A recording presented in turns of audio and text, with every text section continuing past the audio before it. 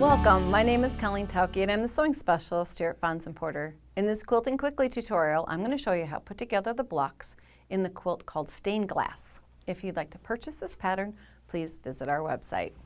We're going to be working with a wonderful group of batiks in this quilt, and we're starting with 10-inch squares. We've got an accent of a navy, a light kind of background fabric, and a wonderful border print that is based purple but has lots of color swirling throughout it. Now from those 10-inch squares, you're going to need to follow your instructions for the number of squares you need to cut from each of those. And then we're going to jump into some of the sewing.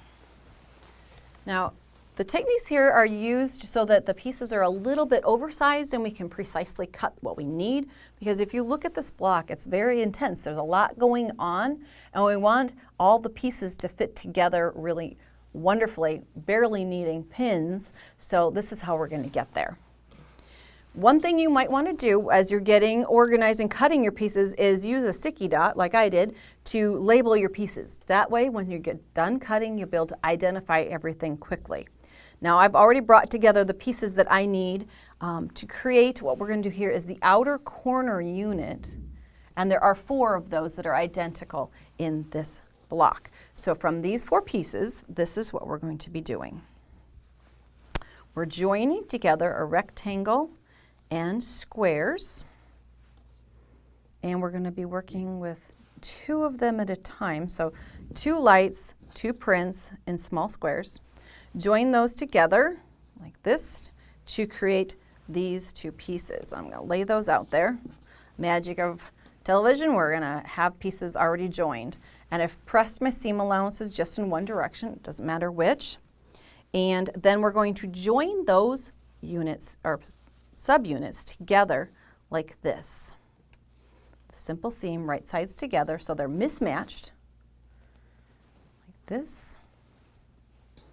And sewing a 1/4-inch seam along that edge. I've got one done, and then there is a little trick here, because as we open this up, you know you have seam allowances. You can't press everything in one direction because you're going back on a seam there. What they recommend doing is just make a little clip into the seam allowance there, and it releases it so that you can press one in one direction, one in the opposite direction. It's a little bit different than we're used to, but that way we get a nice finished flat block when we're done. So that little release is just in the center. Now what we're going to be doing, got one already pressed and ready to go, so it's nice and flat. You can see that spot where I released the seam, and you can also see that I took a ruler. Grab my ruler really quick here. Actually, I need one with a 45-degree angle on it. And what we're going to be doing is drawing a diagonal. We're going to line up the 45-degree line here with the bottom edge of our block.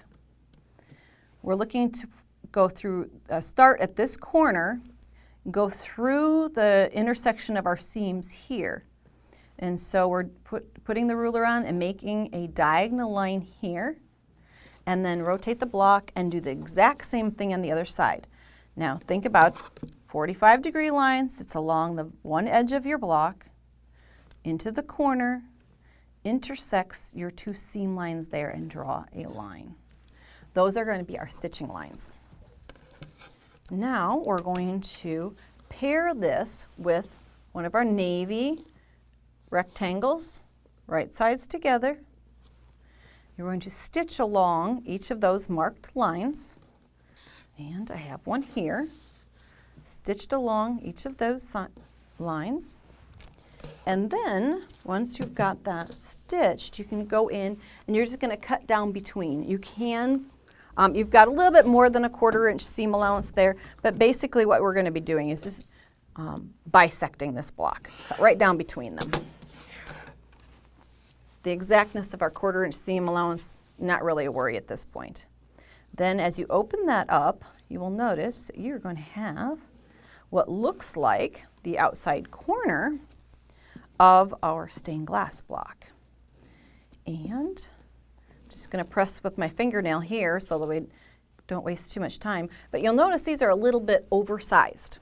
And what I'm going to do then is I'm going to be using a Deb Tucker trimmer tool, and I'm going to go in and size that block down. Now, we don't want to take all the size off of one side because we want to have this be the dead center of our block. And the instructions will let you know that a 3.5 inch block is what we're going for. So what we need to do is the tool has a solid dot on one corner and its opposite has a half of a dot.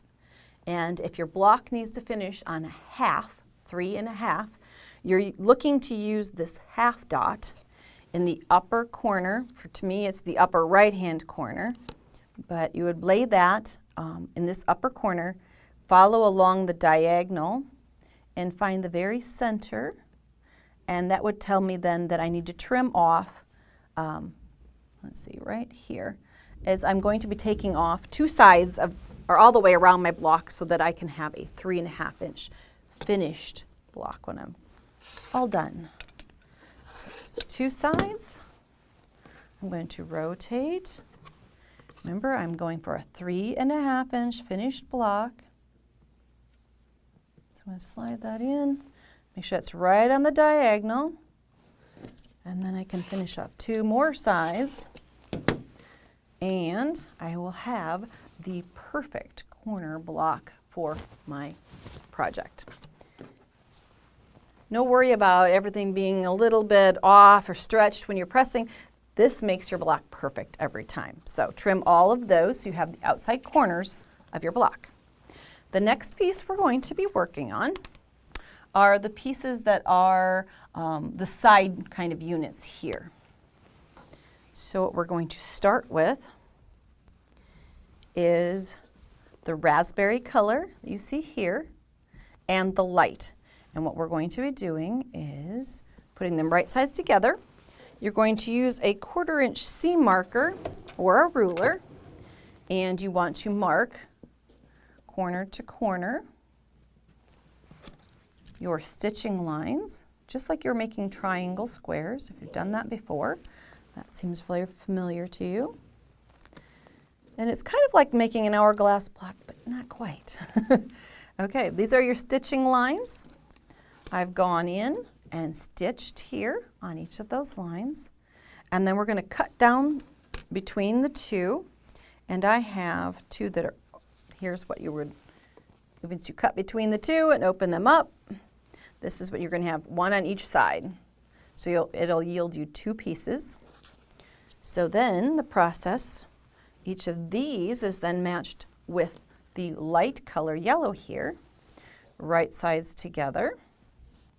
This. Again, we're using that 1/4 inch seam marker, and we're going to, we'll mark on this side because it's a little easier for you to see on the light. If I were to drop this in, we're going to go the other direction across the block, marking, and then stitching. It's so much faster when you can sew this way, isn't it? Magic of TV, we've got one stitched across the block. We're going to cut down between, and that will yield 2 blocks that look like this. 1 on one side, 1 on the other, and I have one split and pressed ready to go like this. But again, you'll see that they're just a little bit oversized, so they need to be trimmed again. So we're going to use the Tucker trimmer one more time. And again, we're going to go to the 3.5 inch mark because each of the units within this is the same size. So we're going to be using the half mark at the top corner here. And I'm going to turn my block so I can use that long diagonal, match it with a long diagonal across the block here.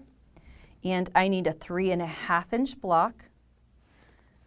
I can even match up the broken line with where the cream and the raspberry color join together. And that way I know I have it perfectly centered. I can trim 2 sides. This would be a great way if you're working maybe on a team project where more than one person is sewing in for the same quilt top. It will make all of your sewing fit together perfectly because our seaming and our sewing is, as individuals, our fingerprint. So this is one way to make them all kind of uniform.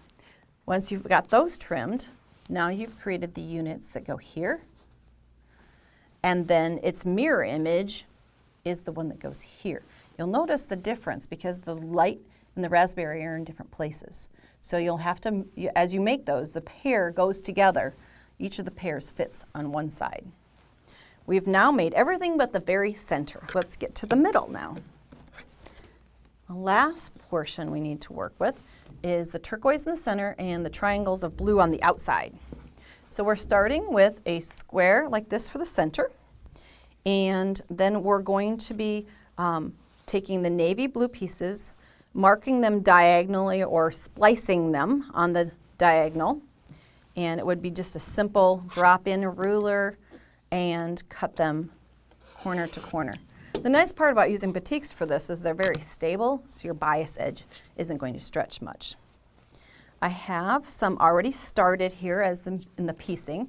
So you can see that these are placed along on top, right sides together with the turquoise center, one on each side, 1/4 inch seam up each side. Press your seam allowances to open and out to the edge here. Then we're going to stitch one on each side, and I'm going to quickly stitch those on so that I can show you how to use the last tool that we have here, and it's a trimmer to make that center the perfect size. And these can be kind of blocks that are a little bit tricky to create because there's a math that's a little bit wonky. So we oversize them and make them easy to trim down and get that perfect square, or square, a diamond square, square and a square, however you want to call it. And one on the other side. Now when you're putting these on, you just want to center them. You can fold to double check to get it close to the center, but because we're going to be trimming them, close will count. So we just need to get down, yeah. A needle unthreaded, so we need to thread back here.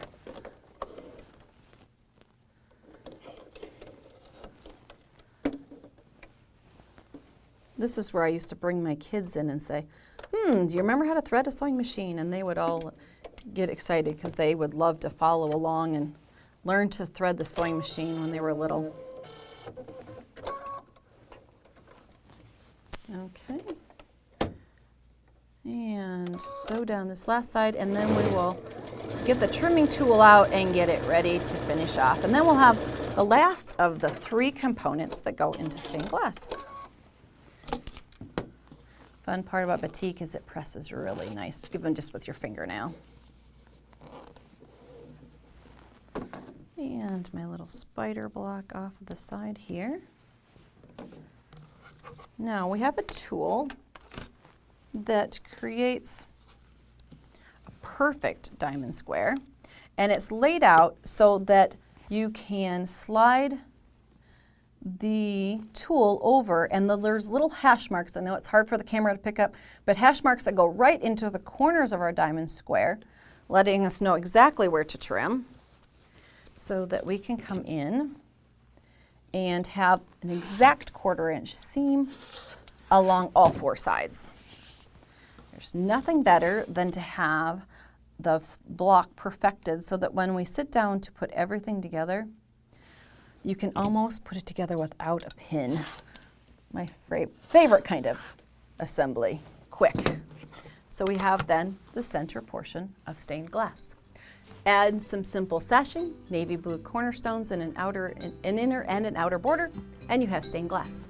Thanks for joining me today. If you'd like to see more of our video tutorials, please visit our website.